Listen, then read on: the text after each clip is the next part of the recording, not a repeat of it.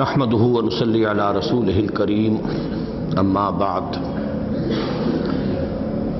मुझे अफसोस है कि मेरी अलानत की वजह से 2 हफ्तों का दर्स में नागा हुआ है। अल्लाह ताला से दुआ है कि अब ये सिलसिला बग़ैर किसी वक्फे के जारी रहे। हमने 2 नशस्तों में सूरह मुद्दस्सिर की 30 आयात तक का मुताला कर लिया था।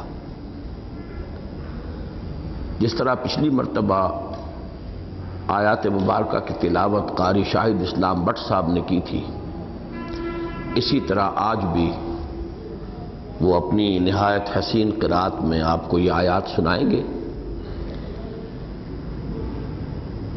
मुनासिब ये है कि वो उसलिए सक़र से अपनी क़िराअत शुरू करें ताकि मज़मून का सिलसिला जो है वो उसके साथ बरकरार रहे। आयत नंबर 26 से इस तिलावत के बाद फिर जो भी अल्लाह ताला की तौफीक से मैं अर्ज़ कर सकूँगा अर्ज़ करूँगा।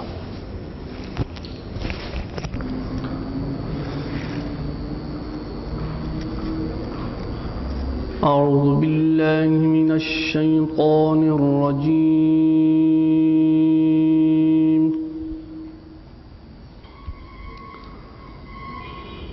बिस्मिल्लाहिर रहमानिर रहीम।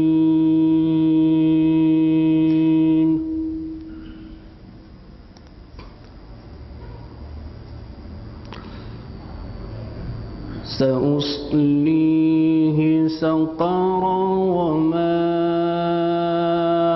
अदराक मा सक़र।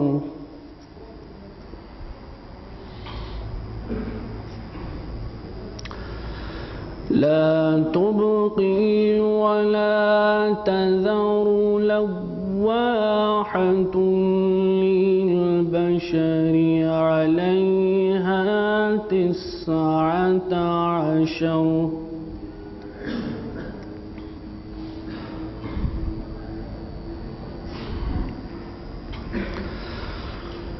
वमा जअलना अस्हाबन नारि इल्ला मलाइका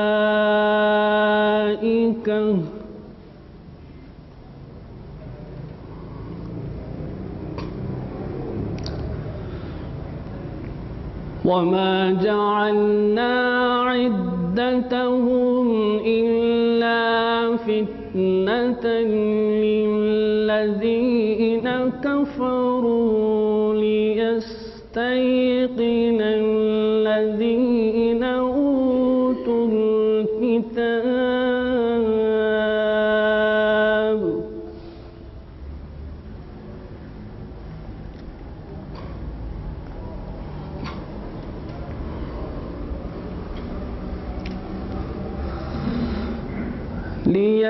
लियस्तयक़िनल लज़ीना ऊतुल किताब वयज़दादल लज़ीना आमनू ईमानन वला यर्ताबल लज़ीना ऊतुल किताब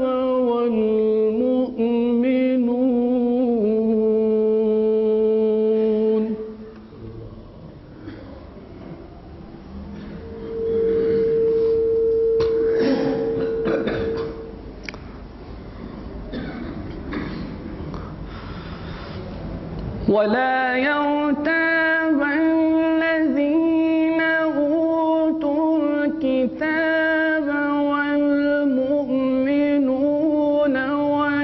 وليقول الذين في قلوبهم مرض والكافرون ماذا أراد الله بهذا مثلا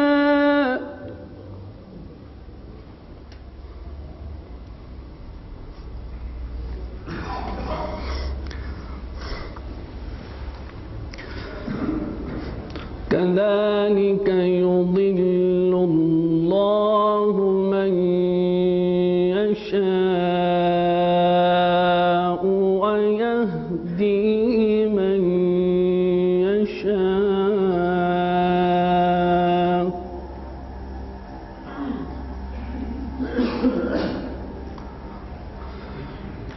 وما يعلم جنود ربك إلا هو وما هي إلا ذكرى للبشر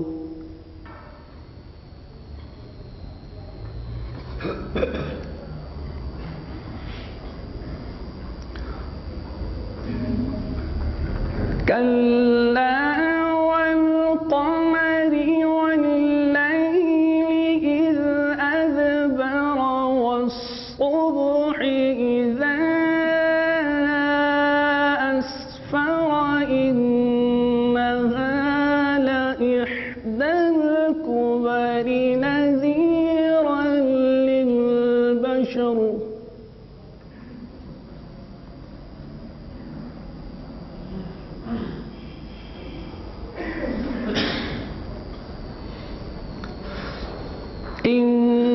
إنها لإحدى الكبر نذيرا للبشر لمن شاء منكم أن يتقدم أو يتأخر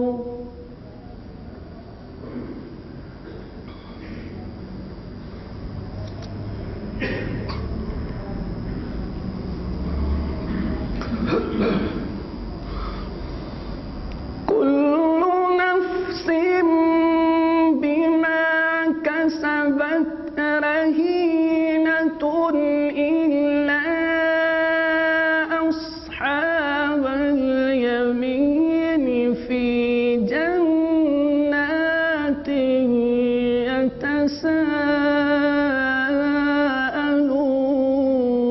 يتساءلون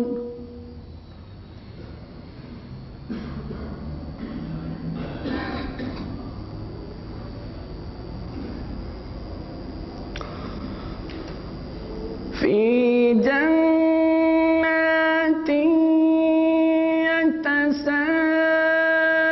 يتساءلون عن المجرمين ما سلككم في سقر قالوا لم نكن من المصلين ولم نكن نطعم المسكين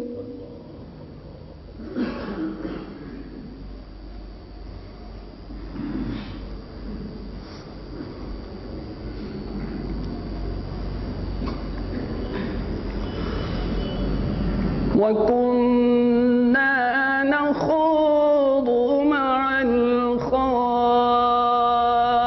الخائضين وكنا نكذب بيوم الدين حتى أتانا اليقين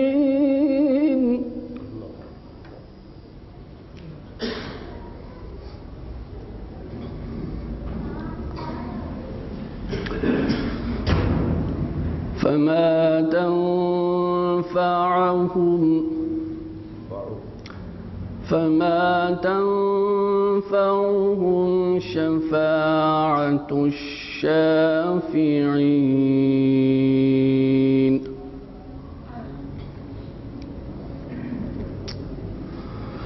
فما لهم عن التذكرة معرضين كأنهم حمر مستنفرة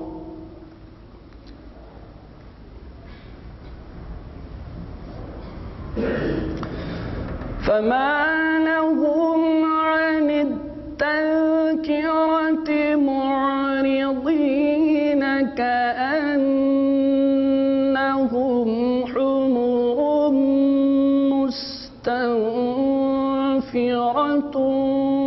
فرت من قسورة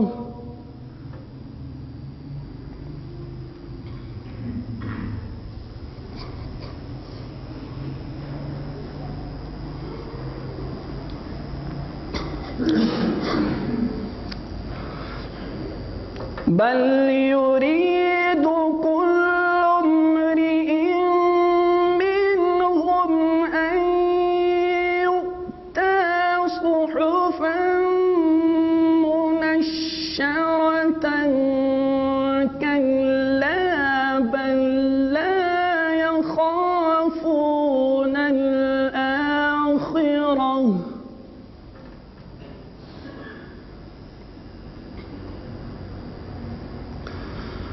كلا إنه تذكرة فمن شاء ذكره وما يذكرون إلا أن يشاء الله هو أهل التقوى وأهل المغفرة صدق الله العظيم. السلام على عباده الذين اصطفى خصوصاً على أفضلهم وخاتم النبيين محمد الأمين وعلى آله وصحبه أجمعين. أما بعد فأعوذ بالله من الشيطان الرجيم. بسم الله الرحمن الرحيم. رب اشرح لي صدري ويسر لي أمري واحلل عقدة من لساني يفقهوا قولي. اللهم ربنا ألهمنا رشدنا وأعذنا من شرور أنفسنا. اللهم أرنا الحق حقا وارزقنا اتباعه وأرنا الباطل باطلا وارزقنا اجتنابه. اللهم ربنا زدنا إيمانا وهدى وعلما نافعا وعملا صالحا متقبلا آمين يا رب العالمين.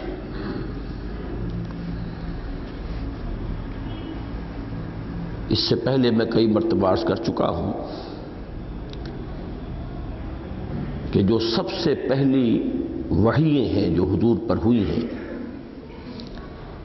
وہ جن صورتوں میں شامل ہیں ان کے بعض مضامین مشترک ہیں. سب سے پہلی وحی سورہ علق کی 5 آیات، اس میں مزید 14 آیات اور ہیں، کل 19 آیات پر مشتمل ہے سورہ علق. دوسری وحی سورہ نون کی 7 آیات، 50 سے زائد آیات پر مشتمل ہے، وہ سورہ مبارکہ ظاہر ہے، بقیہ آیات بعد میں نازل ہوئی. تیسری وحی سورہ مزمل کی ابتدائی آیات 7 یا 10، بقیہ صورت بعد میں نازل ہوئی ہے، جس میں سے آخری آیت جو ہے جو پورے دوسرے رکوع پر پھیلی ہوئی ہے اس کے بارے میں تو تیقن کے ساتھ معلوم ہے کہ وہ بعد میں نازل ہوئی.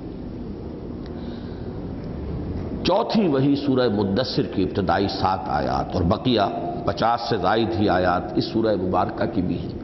ظاہر ہے کہ یہ آیات بعد میں نازل ہوئی، لیکن یہ کہ حسن ترتیب ایسا ہے اس میں کہ ان صورتوں میں مجموعی اعتبارات سے بھی نہ صرف وہ قدر مشترک ہے کہ ابتدائی آیات جو ہیں وہ ابتدائی وحیوں پر مشتمل ہیں، بلکہ بعض دوسرے مضامین بھی مشترک ہیں. مثلا ایک مضمون ایمان بالآخرہ، اس کے مختلف پہلو ہیں جو سورہ علق میں، سورہ نون میں، سورہ مزمل میں، سورہ مدثر میں آئے. میں اس وقت اس کے بارے میں تفصیل میں نہیں جاؤں گا. دوسرا مضمون جو قدر مشترک کے طور پر ہے وہ ہے مخالفین اور معاندین کے کردار کی وضاحت. اس کی میں آج قدر زیادہ تفصیل اس لیے کرنا چاہتا ہوں کہ میں نے دیکھا ہے کہ جدید مفسرین میں سے بالخصوص مولانا امین احسن اصلاحی صاحب نے اس معاملے میں بہت بڑی ٹھوکر کھائی ہے،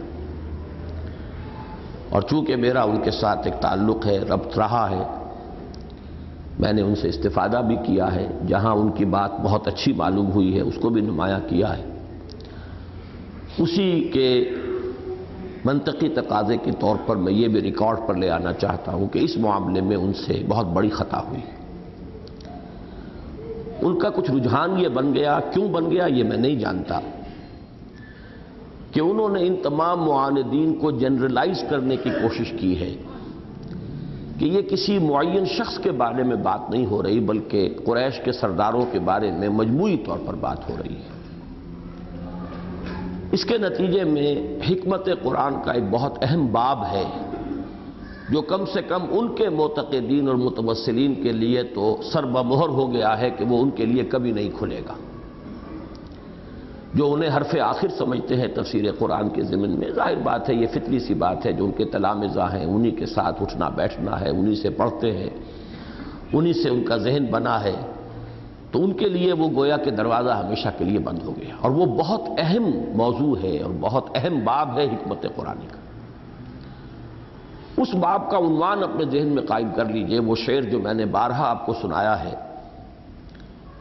نہ ہر زن زنستو نہ ہر مرد مرد خدا پنج انگشت یکساں نہ کرد۔ اس شعر کو یہاں اس اعتبار سے اپنے ذہن میں ٹانک لیں کہ حضور صلی اللہ علیہ وسلم کی دعوت پر ایمان لانے والے بھی سب برابر نہ تھے، اور آپ پر ایمان لانے سے انکار کرنے والے بھی سب برابر نہ تھے۔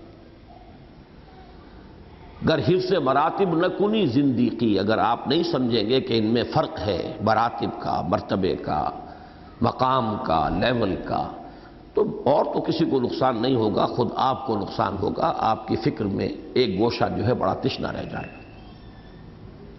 جیسے ہمیں معلوم ہے جو لوگ ایمان لے آئے ظاہری طور پر، قانونی طور پر، ان میں بدترین لوگ بھی تھے، منافقین، جو بدترین ہیں۔ قرآن مجید میں جتنا غضب کے منافقین پر بھڑکتا ہے اتنا کھلے کفار پر نہیں بھڑکتا اللہ کا۔ قانوناً وہ مسلمان تھے۔ پھر ان میں سے جو لوگ آگے بڑھئے صادقین تھے، سچے تھے، لیکن ضعفاء تھے، کمزور تھے۔ ہر طرح کے لوگ ہر دور میں رہے ہیں۔ حضور کی وہ حدیث میں نے کل بھی جمعے میں بھی سنائی تھی کہ المومن القوی خیر من المومن الضعیف، قوی مومن بہتر ہے ضعیف مومن سے، تو یہ فرق بھی ہمیشہ رہتا ہے۔ ایسے لوگ بھی تھے کہ جو ایمان میں سچے تھے، منافق نہیں تھے۔ پھر منافقین میں کئی مرتبہ عرض کر چکا ہوں، سب برابر نہیں تھے۔ ٹی بی کی تھرڈ سٹیج کی طرح کوئی فرسٹ سٹیج پر تھا، کوئی سیکنڈ سٹیج پر تھا، کوئی تھرڈ سٹیج پر تھا۔ ان سے آگے آئیے تو ضعفاء تھے، کمزور تھے سچے مخلص۔ ان سے آگے آئیے تو جو پختہ اور قوی عقیدے والے اور پورے ایمان والے تھے، ان میں بھی فرق برات ہے۔ ان میں وہ بھی ہیں کہ جن کو قرآن مجید کہتا ہے کہ وَالسَّابِقُونَ الْأَوَّلُونَ مِنَ الْمُهَاجِرِينَ وَالْأَنصَارِ، ان کے بعد وہ ہیں وَالَّذِينَ اتَّبَعُوهُم بِإِحْسَانٍ۔ قرآن ان میں ایک اور فرق قائم کرتا ہے، وہ لوگ کہ جو فتح سے پہلے ایمان لائے اور جنہوں نے جہاد اور قتال کیا اور انفاق کیا، وہ درجے میں برابر نہیں ہے ان کے کہ جو بعد میں ایمان لائے۔ لا يستوي منكم من انفق من قبل الفتح وقاتل اولئك اعظم درجة من الذين انفقوا من بعد وقاتلوا وكلا وعد الله الحسنى والله بما تعملون خبير۔ تو یہاں پر بھی نامعلوم کتنے مدارج ہیں، کتنے مراتب ہیں۔ اسی طریقے سے جو لوگ ایمان نہیں لائے، اب وہ قانوناً لائن کے اس طرف کھڑے ہیں، ان میں ایسے لوگ بھی ہیں جنہوں نے انتہائی تعاون کیا حضور کے ساتھ، ایمان تو نہیں لائے لیکن مخالف نہیں تھے، معاون تھے۔ اس طائفے اور اس گروہ میں سر خیل جو ہے ابو طالب ہے، آخری وقت تک ڈھال بنا رہا ایک شخص، پورے خاندان کی پشت پناہی جو ہے ابو طالب کے حوالے سے حضور کو حاصل رہی ہے۔ جب تک وہ زندہ رہے ہیں قریش کو یہ فیصلہ کرنے کی ہمت نہیں ہوئی ہے کہ محمد کو قتل کر دیا جائے صلی اللہ علیہ وسلم۔ تو ایمان تو نہیں لائے، قانوناً تو دائرے سے باہر کھڑے ہیں، لیکن موافق ہیں، مخالف نہیں ہیں، معاون ہیں۔ پھر جو ان میں سے مخالفین تھے، اب ان میں 3 درجے ہیں، ان کو ذہن میں رکھیے۔ ان میں بھی کچھ بہتر کردار کے لوگ بھی تھے۔ مثلا ان میں جو بہترین کردار ہے، ان میں اس کے لیے نمائندہ ہے ابو جہل۔ یہ بات بڑی عجیب لگے گی لوگوں کو، اور بڑی آسانی سے یہ کڑوی گولی حلق سے نیچے نہیں اترے گی کہ ابو جہل کے لیے بھی کوئی کلمہ خیر کوئی شخص کہہ سکتا ہے۔ مخالف انتہائی شدید، حضور کا دشمن، لیکن یہ کہ کچھ پہلو اس کی شخصیت میں خیر کے تھے۔ مثلا بخیل نہیں تھا۔ اس نے بات بھی کہی ہے تو یہ کہی ہے کہ ہماری اور بنو ہاشم کی مسابقت جاری تھی۔ صاف صاف کہا ہے کہ میں کیسے ایمان لے آؤں، جب اس سے پوچھا گیا کہ کیا تمہارے خیال میں محمد جھوٹ بولتے صلی اللہ علیہ وسلم، اس نے کہا نہیں، انہوں نے کبھی جھوٹ نہیں بولا۔ اتنی بڑی سچائی کی گواہی دے رہا ہے، دے تو بھی محمد کی صداقت کی گواہی، تو کم سے کم اس معیار پر تو ابو جہل بھی پورا اتر رہا ہے۔ پھر کیوں ایمان نہیں لاتے؟ اس نے کہا ہماری اور بنو ہاشم کی مسابقت تھی، مقابلہ تھا۔ انہوں نے کھانے کھلائے، ہم نے ان سے بڑھ کر کھلائے، انہوں نے فیاضیاں کی، ہم نے ان سے بڑھ کر کی، انہوں نے دسترخوان طویل کیے، ہم نے ان سے طویل کر دیے۔ اب اگر ان کی نبوت مان لے تو ہم تو ہمیشہ کو غلام ہو جائیں گے، یہ مجھے قبول نہیں۔ Give the dual is due, اسے کم سے کم اس کی سچائی کا آپ کریڈٹ دیجیے۔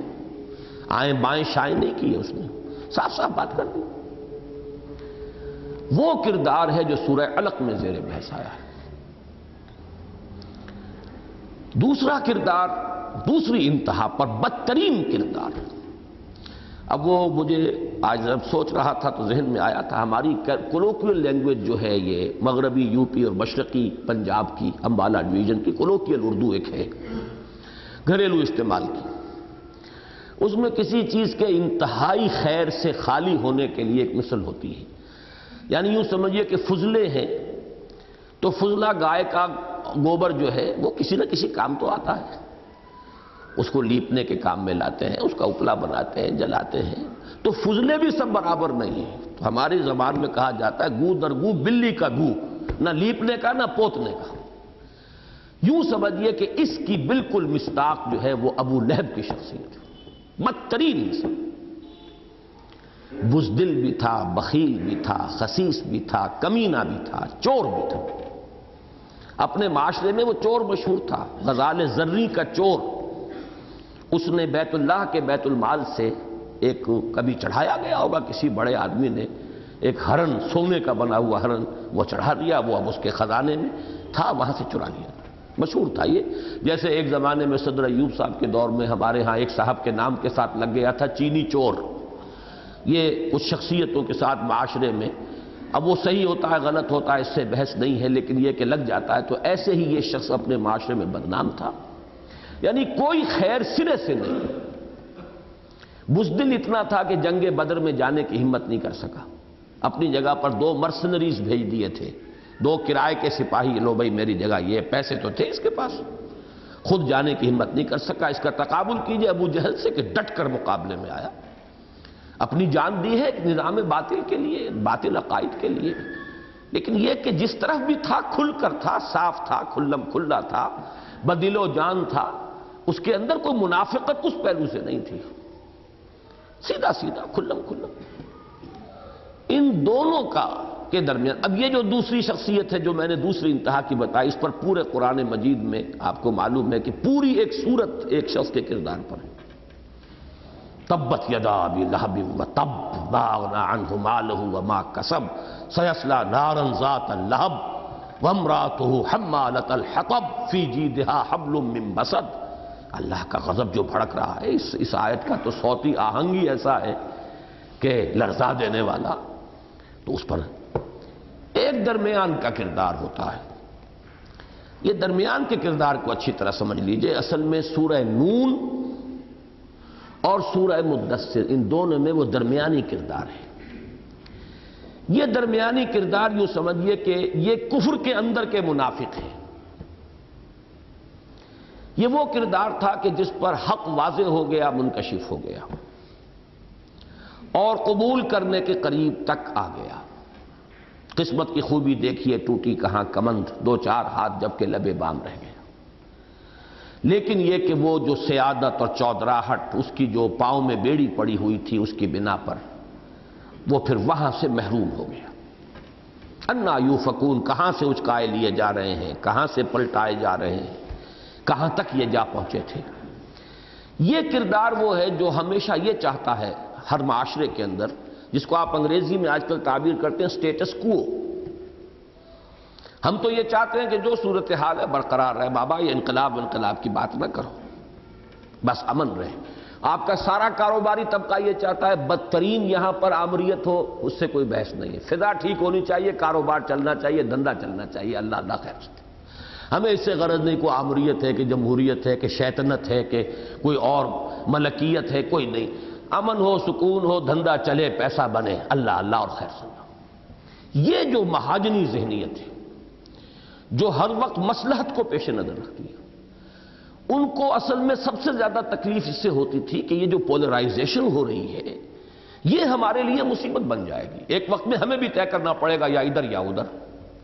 اور اس وقت انسان کے لیے ظاہر بات ہے کہ خود منافقین کا کردار بھی تو یہی تھا، لا الہ ہؤلاء ولا الہ ہؤلاء۔ وہ چاہتے تھے کہ ابھی دیکھو ذرا، تیل دیکھو، تیل کی دھار دیکھو، کیا پتا کدھر کو یہ اونٹ کس کروٹ بیٹھتا ہے، اہل ایمان کو فتح ہوتی ہے یا ان کفار کو فتح ہوتی ہے، تو ذرا دونوں سے اپنے تعلقات رکھو، اگر ان کی جیت ہو جائے تو ان کے ساتھ، ان کی فتح ہو جائے تو ان کے ساتھ۔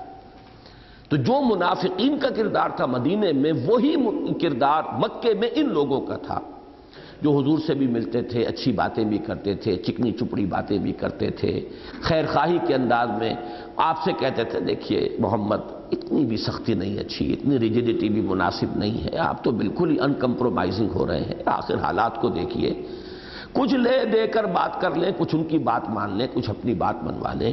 اس طریقے سے یہ لڑائی جھگڑا دنگا فساد جو ہے یہ کوئی اچھی بات نہیں ہے۔ یہ انداز ہے در حقیقت، اور اس کا سرے گروہ، اس کا نمائندہ کردار جو ہے وہ ولید بن مغیرہ،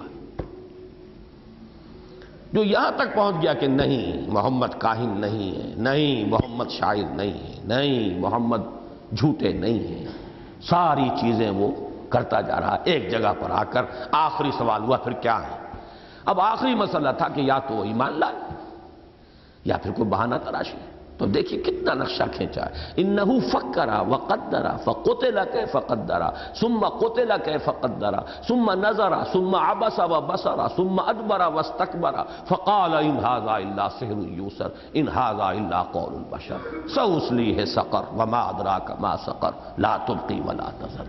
اس کا اندرونی کانفلکٹ جو ہے، اندر جو اس کے تصادم ہے، ایک طرف مصلحت بینی ہے اور ایک طرف یہ کہ حقانیت جو منکشف ہو چکی ہے، کعبہ میرے پیچھے ہے، کلیسا میرے آگے،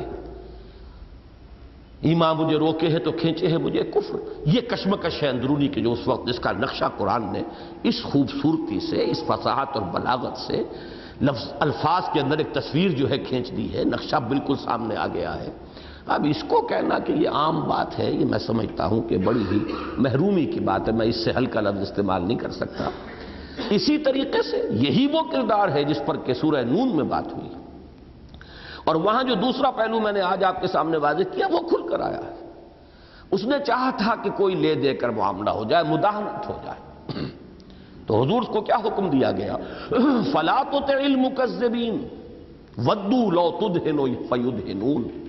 اے نبی یہ چاہتے ہیں کہ آپ ذرا ڈھیلے پڑیں، یہ بھی ڈھیلے ہو جائیں، یہ لے دے کر مصالحت کرنا چاہتے ہیں، یہ چاہتے ہیں کہ کوئی نہ کوئی بارگین ہو جائے، کہیں نہ کہیں سیٹلمنٹ ہو جائے۔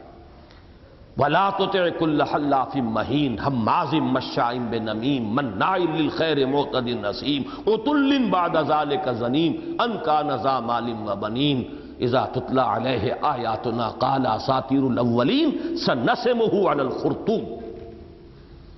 یہ غضب، یہ جلال اور ایک شخص کا اس طرح پن پوائنٹ کیا جانا، اب اس کو بھی یہ کہا جائے کہ یہ جنرلائزڈ ہے، بس عام لوگوں کے بارے میں ہے، تو میں اس کے بارے میں یہ کہوں گا بہت بڑی محرومی ہے، جس کے نتیجے میں اصل میں یہ اہم باب ہے حکمت قرآنی کا، جو سربمہر ہو گیا ہے کم سے کم ان لوگوں کے لیے جو ان کے عقیدت مند ہیں۔ سب سے خطرناک کردار یہ ہوتا ہے مداہنت کی تلقین کرنے والے، بڑے مخلصانہ انداز میں مصالحت کا سبق پڑھانے والے، یہ مارے آستین ہیں۔ یہی بات چل کر مدینے میں ہوئی ہے. کچھ لوگ تھے اہل کتاب میں سے جو چاہتے تھے کہ مصالحت ہو جائے، اور حضور کو وارن کیا گیا ہے، لن ترضى عنك اليهود ولا النصارى حتى تتبع ملتهم. اے نبی اس دام ہم رنگ زمین میں کہیں آپ نہ آ جائیے گا، یہ کبھی راضی نہیں ہوں گے جب تک کہ آپ کو اپنے پیچھے نہ لگا لیں. یہ ماننے والے نہیں. یہ ہر انقلابی تحریک کا خاصہ، جن حضرات کے سامنے یا تو ہے ہی نہیں سرے سے، کبھی رہا ہی نہیں، یا اب کسی وجہ سے نہیں رہا، ختم ہو گیا ہے.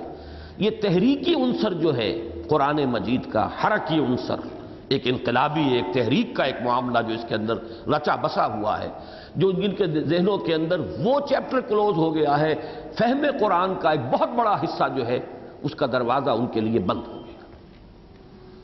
تو یہ اچھی طرح سمجھ لیجئے کہ یہ کردار وہ ہے. بدترین کردار ابو لہب، بہترین کردار. اس پر تو تفصیلی گفتگو اس وقت تو بس ہضم کر لیجئے اسے کسی طریقے سے. ہضم نہ کرے تو ابھی کہیں ٹکا لیجئے، چلیے بعد میں اس پر گفتگو کریں گے. لیکن ایک بات میں آپ کو یہاں بتا دوں، حضور صلی اللہ علیہ وسلم نے ہم وزن قرار دیا ہے عمر فاروق اور ابو جہل کو. دونوں کو پیش کیا، اللہ ان میں سے ایک کو ضرور قبول فرما لے. تو کوئی تو شخصیت کے اندر مشابہت ہے، کوئی وجہ. عمر فاروق کا بھی مزاج یہی ہے، مردانگی، شجاعت. دشمن ہے تو تلوار لے کر چلے ہیں مارنے کے لیے، قتل کرنے کے لیے، اور اگر ہاتھ میں ہاتھ دے دیا ہے تو ہم تن ساتھ ہیں. یہ منافقت نہیں، بیچ بیچ کی بات نہیں، یا ادھر یا ادھر، یہی کردار. اور پھر یہ کہ اس میں بہادری ہے، شجاعت ہے.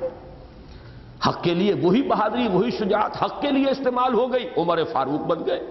اگر خدا نہ خواستہ ایمان نہ لاتے، قرائے فال ابو جہل کے لیے نکل گیا ہوتا، اللہ اسے منتخب کر لیتے، تو پھر وہ ابو جہل فاروق بن گیا ہوتا. وہ بلکہ اب تو ابو جہل نام نہ رہتا اس کا پھر، بلکہ ابو الحکم اس کا نام تھا اصل میں. اور یہ کہ یہ جو ہے محروم رہ جاتے. لیکن یہ کہ کیوں، آخر کوئی وجہ ہے، کوئی ایک توازن ہے کہ جس کی وجہ سے حضور پیش کر رہے ہیں. عمرو ابن ہشام، اصل میں عمرو نام ہے اس کا، ہشام کا بیٹا عمرو. تو ویسے وہ ابو الحکم کہلاتا تھا، حکمتوں کا باپ، بہت وہ سمجھا جاتا تھا، بڑا حکیم اور دانا آدمی ہے. لیکن یہ کہ ابو جہل وہ اپنے مزاج کے اعتبار سے اکھڑ اور ہر وقت لڑنے بھیڑنے والا. یہی معاملہ حضرت عمر کا تھا. حضرت عمر بھی چلتے کو جب تک کندھا نہیں مار لیتے تھے انہیں چین نہیں آتا تھا. ایمان لانے سے پہلے جو ہے ان کا یہی تھا کشتی کا چیلنج. اور وہی چیلنج انہوں نے ہجرت کے وقت جب نکلے وہ چیلنج دیا ہے کہ جس کسی کی خواہش ہو کہ اس کی ماں اسے روئے، میں جا رہا ہوں ہجرت کرتا ہوا مدینے کی طرف، وہ آئے اس پہاڑی کے پیچھے مجھ سے مقابلہ کر لیں.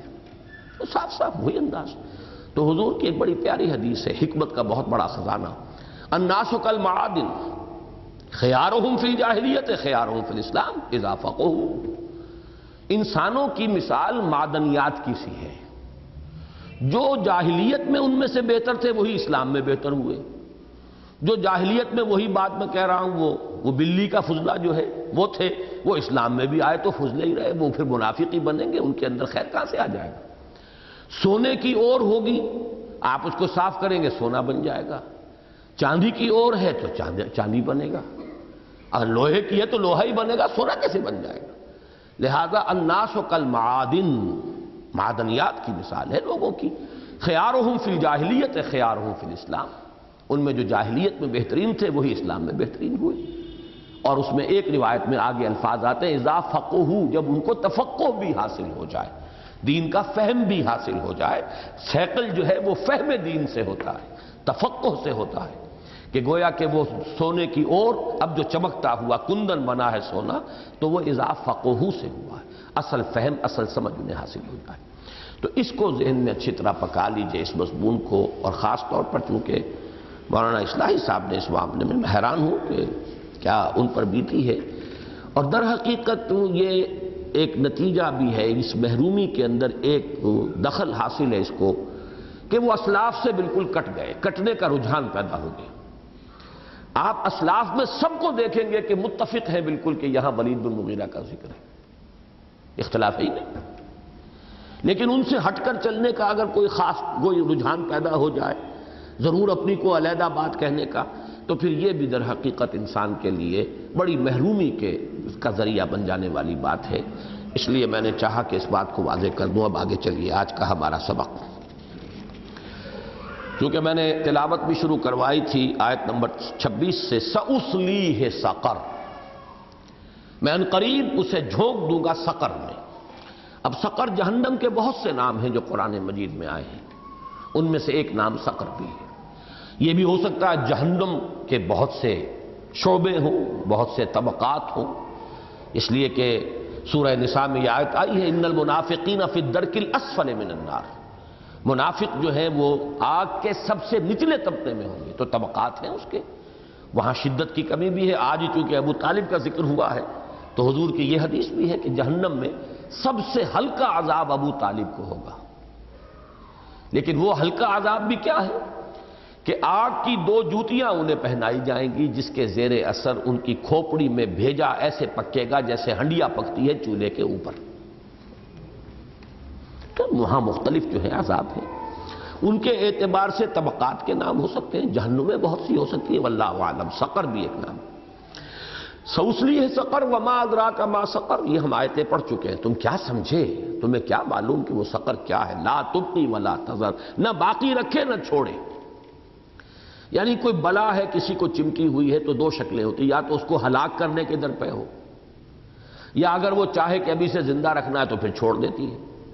بلی چوہے سے کھیلتی ہے، آپ نے دیکھا ہوگا، تو کچھ دیر اس کو پھر چھوڑ دیتی ہے، اس کو پھر پکڑتی ہے، پھر بھمبوڑتی ہے، پھر چھوڑ دیتی ہے۔ لیکن وہ جہنم ایسی ہے، نہ چھوڑے اور نہ باقی رکھے۔ ثم لا يموت فیہا ولا یحیا، معلوم ہوتا ہے کہ چپٹی ہوئی تو ایسی ہے جیسے نہیں چھوڑے گی، ختم کر دے گی، لیکن یہ کہ وہ باقی جو ہے اس کو مارتی بھی نہیں۔ تو ثم لا يموت فیہا ولا یحیا۔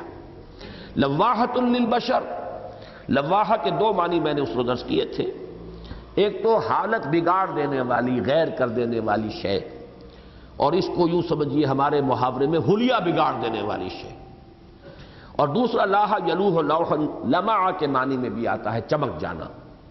تو اس کے لیے دوسرے معنی یہ ہے، حضرت حسن بصری رحمۃ اللہ علیہ نے یہ ترجیح دی ہے ان معنی کو کہ وہ لوگوں کے بالکل نگاہوں کے سامنے ایک دم روشن ہو جائے گی، یہ ہے وہ جہنم جس کا تم سے وعدہ کیا گیا تھا۔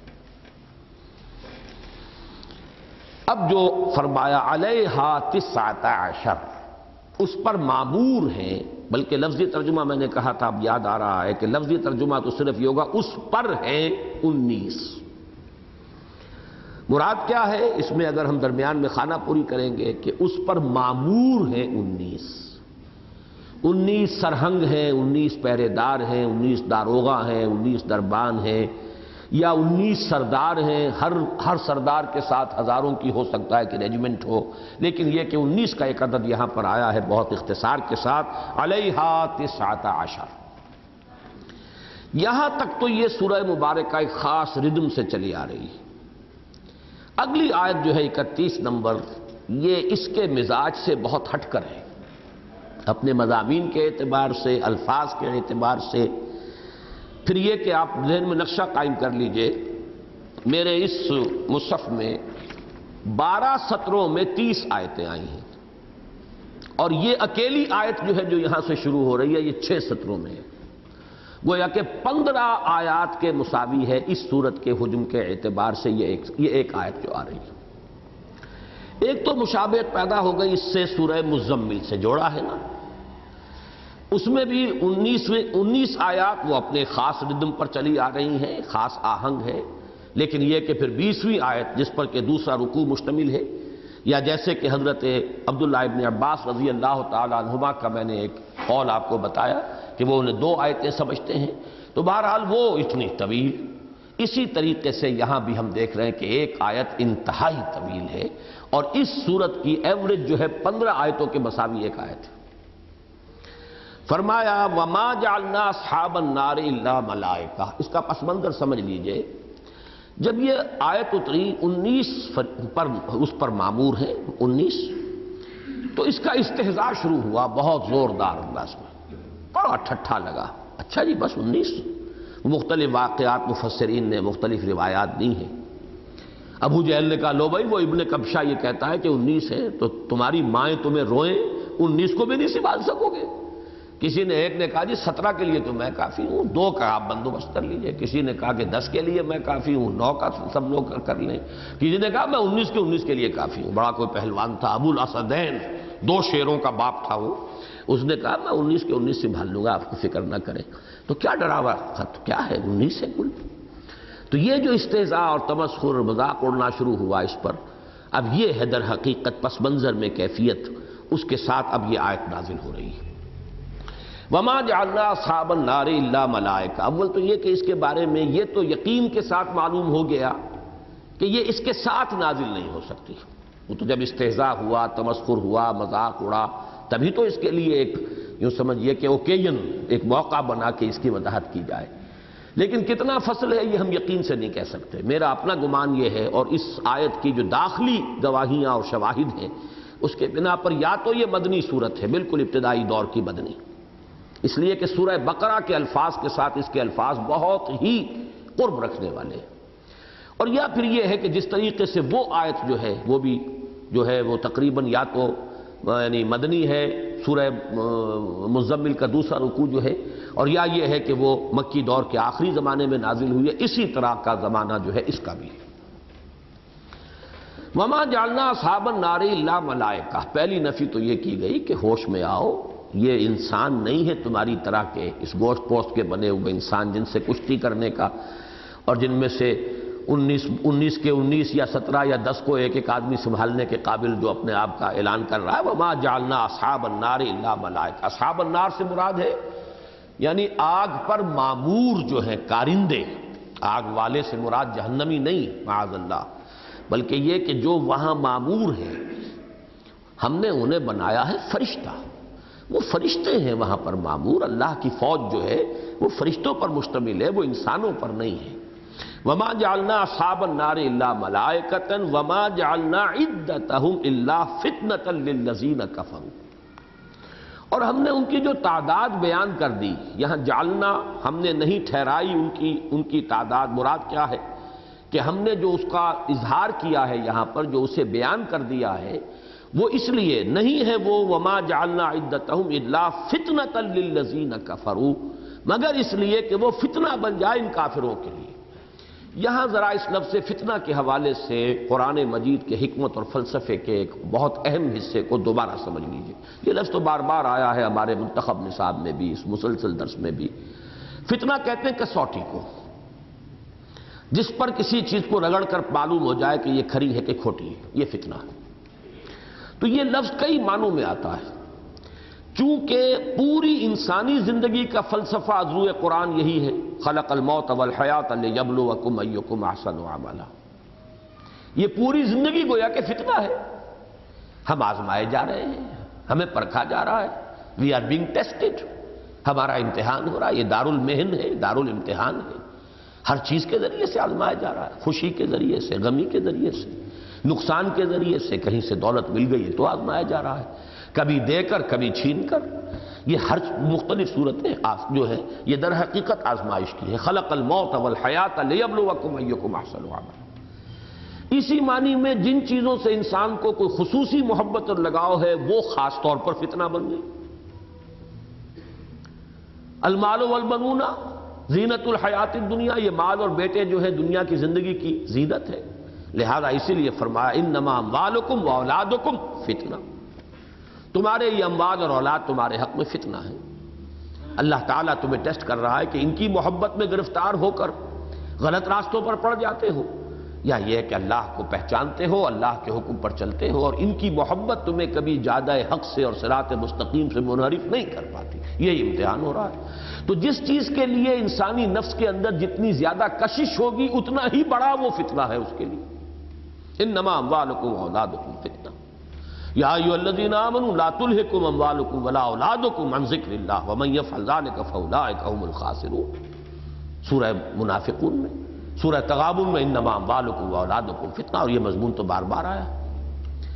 اسی طریقے سے جب کہیں راہ حق پر چلتے ہوئے تکلیفیں آتی ہیں، مصیبتیں آتی ہیں، پرسیکیوشن ہے، تشدد ہے، جیلیں ہیں، پھانسی ہے، یہ سب سے بڑا فتنہ ہو گیا، یہ فتنہ ہے۔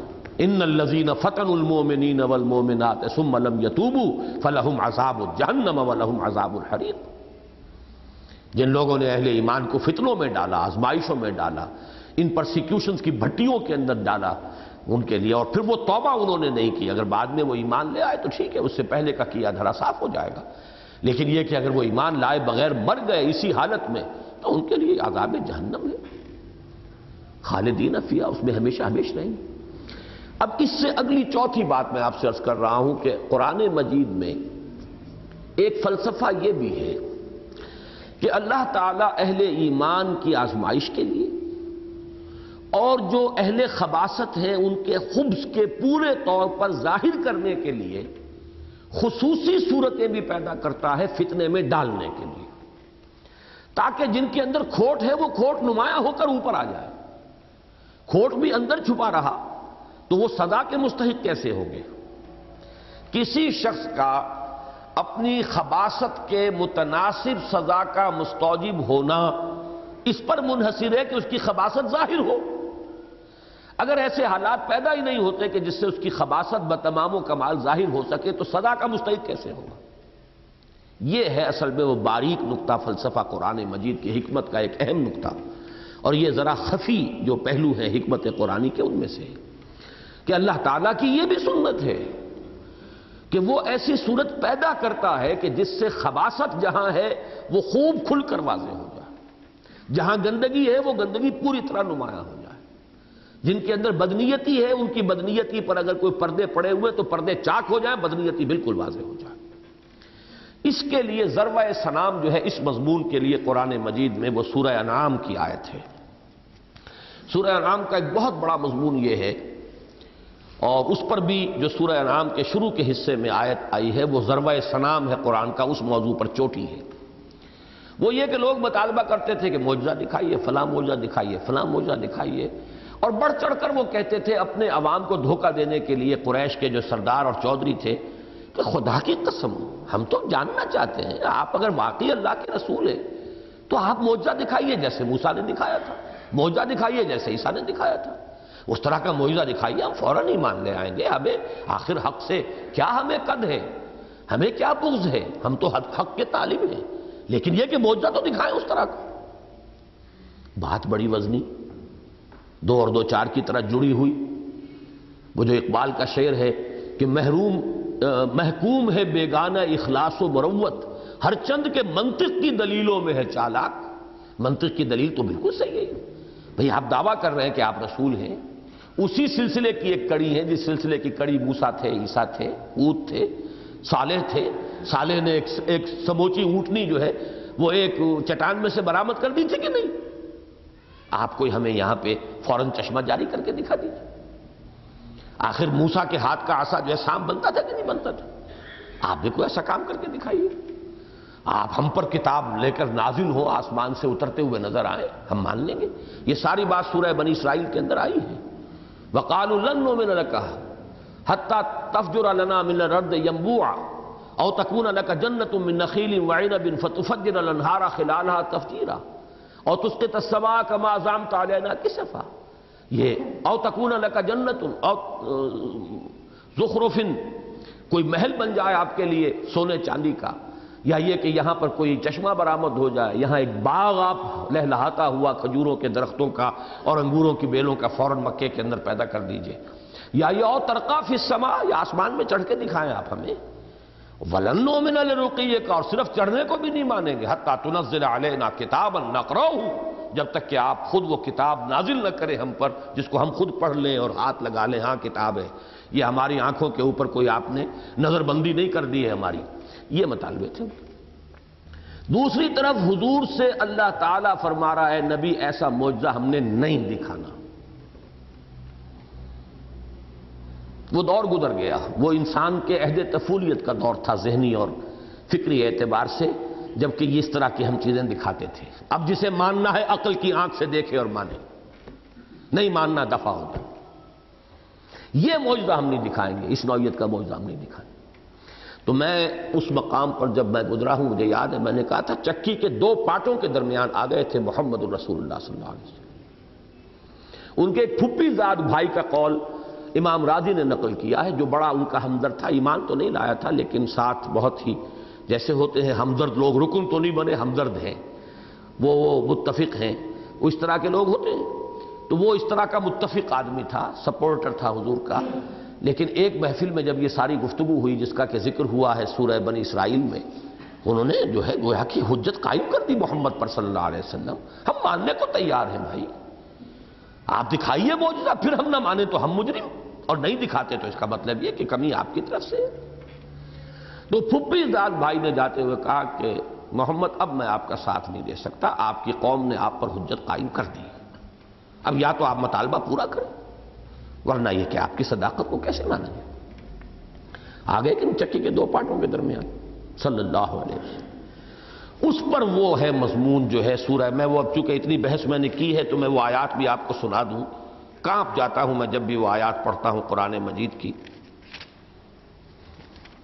آیت نمبر 33-34 ہیں کہیں آس پاس۔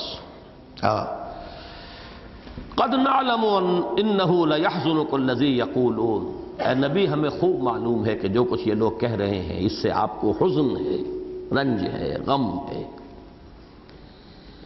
فإنہم لا یکذبونک، تو اے نبی آپ کیوں اتنے ملول و غمگین ہوتے ہیں، یہ آپ کو تو جھوٹا نہیں کہہ رہے، ولکن الظالمین بآیات اللہ یجحدون، یہ ظالم تو ہماری آیات کا انکار کر رہے ہیں نا، غصہ آئے تو ہمیں آئے، رنج آئے تو ہمیں آئے، آپ کیوں اتنے ملول ہوتے ہیں۔ وَلَقَدْ كُذِّبَتْ رُسُلٌ مِّن قَبْلِكَ، اور اے نبی آپ سے پہلے بھی رسولوں کی تکذیب ہوئی ہے، آپ کو معلوم ہے۔ فَصَبَرُوا، انہوں نے صبر کیا۔ یاد کیجئے ہمارے بندے نوح نے 950 برس تک صبر کیا کہ نہیں کیا۔ اب یہ گویا کہ حضور کو دلجوئی بھی ہے، تسلی دینا بھی ہے، ہمت بندھانا بھی ہے، یہ ساری باتیں ظاہر بات ہے کہ نبی اللہ کے سامنے تو ظاہر بات ہے کہ ایک بچے کے مانند ہے جس کی تربیت اللہ فرما رہے ہیں، جن کی دلجوئی بھی ہے، تسلی بھی ہے۔ وَلَقَدْ كُذِّبَتْ رُسُلٌ مِّن قَبْلِكَ، آپ سے پہلے رسول، بہت سے رسول گزرے ہیں جن کو جھٹلایا گیا۔ فَصَبَرُوا عَلَىٰ مَا كُذِّبُوا، تو انہوں نے تو صبر کیا اس پر کہ جو تکذیب ان کی گئی۔ وَأُوذُوا، اور انہیں ایذائیں پہنچائی گئی۔ حَتَّىٰ أَتَاهُمْ نَصْرُنَا، یہاں تک کہ ان کے پاس ہماری مدد آ پہنچی۔ وَلَا مُبَدِّلَ لِكَلِمَاتِ اللَّهِ، اللہ کی باتوں کا، اللہ کے قانون کا، فطرت اللہ کا بدلنے والا کوئی نہیں ہے۔ وَلَقَدْ جَاءَكَ مِن نَّبَإِ الْمُرْسَلِينَ، اور آپ کے پاس رسولوں کی خبریں آ چکی ہیں، نوح کی خبر، ہود کی خبر، صالح کی خبر، لوط کی خبر، کیا یہ خبریں آپ تک ہم نے نہیں پہنچا دی؟ اس لیے کہ یہ سورہ انعام جو ہے اور اعراف، یہ مکی دور کے آخری زمانے کی صورتیں ہیں، گویا کہ پورا مکی قرآن اس کا تقریب اکثر و بیشتر حصہ نازل ہو چکا تھا، جن میں یہ تمام جو ہے حالات و واقعات موجود ہیں۔ اگلی آیت ہے اس کا ذروہ سنام، وَإِن كَانَ كَبُرَ عَلَيْكَ إِعْرَاضُهُمْ، اور اے نبی اگر آپ پر بہت ہی شاق گزر رہا ہے ان کا یہ اعراض اور انکار، بہت بھاری محسوس ہو رہا ہے، فَإِنِ اسْتَطَعْتَ أَن تَبْتَغِيَ نَفَقًا فِي الْأَرْضِ أَوْ سُلَّمًا فِي السَّمَاءِ فَتَأْتِيَهُم بِآيَةٍ، تو اگر آپ میں طاقت ہے تو کہیں زمین میں سرنگ لگا کر یا آسمان پر سیڑھی لگا کر لے آئیے کوئی نشانی آیت، ہم نے نہیں دکھانی۔ دیکھیے رفتہ رفتہ بات نرمی سے سختی کی طرف آئی ہے، آپ کو تھوڑی جھٹلا رہے ہیں، ہمیں جھٹلا رہے ہیں۔ پھر آپ نے ساری خبریں پڑھ لی ہیں، سارے رسولوں کے ساتھ یہ بات آئی ہے، بیتی ہے ان پر، انہوں نے صبر کیا۔ اب یہ کہ اگر بہت ہی بھاری گزر رہا ہے تو ہمارا فیصلہ تو یہی ہے کہ ہم تو نہیں دکھائیں گے، آپ میں طاقت ہے تو لے آئیے۔ وَلَوْ شَاءَ اللَّهُ لَجَمَعَهُمْ عَلَى الْهُدَىٰ فَلَا تَكُونَنَّ مِنَ الْجَاهِلِينَ، اگر اللہ کی مشیت یہی ہوتی تو وہ آنے واحد میں ان سب کو ہدایت پر لے آتا، اس کی قدرت سے کیا بعید ہے۔ تو اے نبی آپ جاہلوں میں سے نہ ہو، معاذ اللہ ثم معاذ اللہ ثم معاذ اللہ۔ یہ لفظ یا تو آیا حضرت نوح سے خطاب کرتے ہوئے، وَإِنِّي أَعِظُكَ أَن تَكُونَ مِنَ الْجَاهِلِينَ، جب انہوں نے اپنے بیٹے کے حق میں جو ڈوب گیا تھا سامنے، اس وقت جب فریاد کی ہے، یا یہاں آیا انما یستجیب الذین یسمعون، دعوت قبول وہی کریں گے، لبیک وہی کہیں گے جو سنتے ہیں۔ والموتى یبعثهم اللہ یوم القیامہ، یبعثهم اللہ ثم الیہ یرجعون، جو مردہ ہیں ان کو تو اللہ اب زندہ کرے گا قیامت کے دن، پھر اس کی طرف لوٹا دیے جائیں گے۔ یعنی جو یہ آپ سے ساری کٹ حجتی کر رہے، حقیقت میں روحانی طور پر یہ مر چکے ہیں، آپ ان کے بارے میں زیادہ دلگیر نہ ہوں، زیادہ نہ سوچیں۔ یہی مضمون پھر آگے چل کر اس سورہ مبارکہ میں ایک دوسرے رخ سے آیا ہے کہ اے نبی یہ جو دعوے کر رہے ہیں سب جھوٹ ہے، فریب ہے، اپنے لوگوں کو صرف ورغلانے کے لیے، اپنے خلوص و اخلاص کا یقین دلانے کے لیے، اپنے متبعین اور اپنے پیروکاروں کو یہ مطمئن کرنے کے لیے چالے ہیں۔ وَلَوْ أَنَّنَا نَزَّلْنَا إِلَيْهِمُ الْمَلَائِكَةَ، اگر ہم ان کے اوپر فرشتے بھی نازل کر دیتے، جیسے کہ یہ کہہ رہے ہیں آسمان سے فرشتہ نازل ہوتا نظر آئے۔ وَكَلَّمَهُمُ الْمَوْتَى، اگر ان سے مردے بھی بات کرتے قبر سے اٹھ کر آ کر کہ یہ محمد حق پر ہیں، صحیح ہیں۔ وَحَشَرْنَا عَلَيْهِمْ كُلَّ شَيْءٍ قُبُلًا، ان کے سامنے ہر شے ہم لے آتے، ان کے بالکل بالمقابل کھڑا کر دیتے۔ مَا كَانُوا لِيُؤْمِنُوا إِلَّا أَن يَشَاءَ اللَّهُ وَلَٰكِنَّ أَكْثَرَهُمْ يَجْهَلُونَ، تب بھی یہ ایمان لانے والے نہیں تھے سوائے ان کے کہ جن کے لیے اللہ ہی کا فیصلہ ہو، اور ان کی اکثریت جو ہے جاہل، جہالت پر اتری ہوئی ہے، ضد پر، ہٹ پر۔ اب یہ آیت ہے جس کے لیے میں نے یہ ساری آپ کو یہ پورا پس منظر بتایا۔ وَكَذَلِكَ جَعَلْنَا لِكُلِّ نَبِيٍّ عَدُوًّا شَيَاطِينَ الْإِنسِ وَالْجِنِّ، اور اسی طرح تو ہم نے ہر نبی کے لیے دشمن بنا کر اٹھایا شیاطین کو، جنوں میں سے بھی انسانوں میں سے بھی ہم نے اٹھایا ہے۔ کیوں اٹھایا ہے؟ تاکہ حق کا حق ہونا واضح ہو جائے، باطل کا باطل ہونا واضح ہو جائے۔